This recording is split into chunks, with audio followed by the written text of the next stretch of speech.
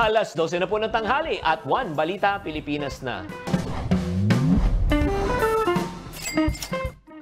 Nalilito ka ba sa difference between investment and liabilities? Huwag ka na mag-alala, sagot na kita at tuturuan kita ngayon sa episode na ito.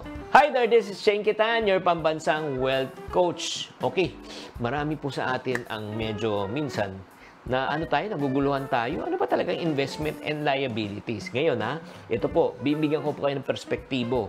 Ang investment,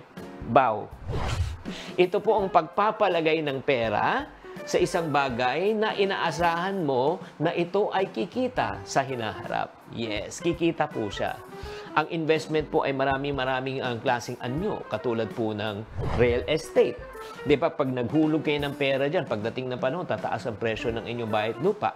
Or number 2, tinatawag na stock market. Kung kayo ay bumili ng isang share, ng isang kumpanya, at syempre, pag tumaas ang presyo niyan, kikita ka rin. Pangatlo, isa pa, yung tinatawag na negosyo. O kayo po. Like for example, nag-umpisa kayo ng negosyo, nilagay nyo yung pera doon. Siyempre, kumikita. Di ba? Ang lahat ng kumikita po, pag nilagay po natin ang ating pera, ang tawag po doon ay investment. Pangalawa, ito naman po ay tinatawag na liabilities. Ito naman po ay tinatawag na negative o utang, obligasyon na kailangan mong bayaran. Ito po ay like for example, pag ikaw po ay gumastos dito, nagbabawas ang iyong halaga. Katulad po, ito lang po credit card. Pag inutang mo yan, di ba, pag wala ka pang bayad ng buo, magbabayad ka ng minimum, na-charge po kayo ng interest every month. Or if not, pangalawa, ito naman, pag kayo po ay nangutang ng sasakyan, ito ay nangutang, liability po yan. Bakit po? Lalo na kung ito ay personal ginagamit kasi nagdi-depreciate po at nawawala at nababawasan ng halaga po ng at least 10% kada taon. So, minimum po yan.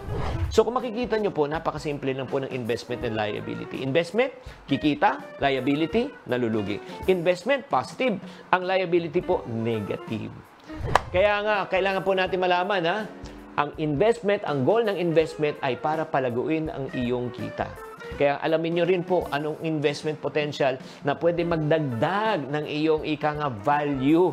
Ang goal kasi natin talaga, ilagay po natin ang pera natin sa investment. Bakit po? Para talunin ang pagbaba ng halaga ng ating pera at tinatawag nating inflation, ang pagtaas naman ng bilihin ng produkto.